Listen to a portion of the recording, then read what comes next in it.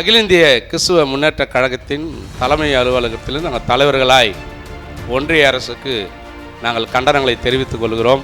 தொடர்ந்து இந்தியாவில், குறிப்பாக வட இந்தியாவில் தொடர்ந்து ஊழியர்களை சிறைச்சாலைக்கு அனுப்புவதும், சபை நடத்த விடாமல் தடுப்பதும், அங்கே இருக்கிற ஒன்றிய அரசு ஆளுகிற மாநிலங்களை ஆளுகிற ஒன்றிய அரசினுடைய சம்பந்தப்பட்ட கட்சி தலைவர்களை நாங்கள் இயேசுவின் நாமத்தில் கண்டிக்கிறோம்.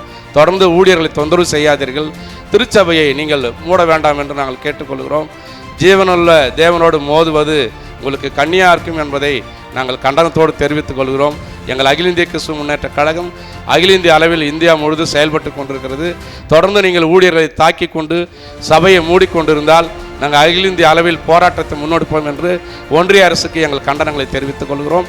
மதவாதிக்கும் எங்கள் கண்டனத்தை தெரிவித்துக் கொள்கிறோம். நன்றி.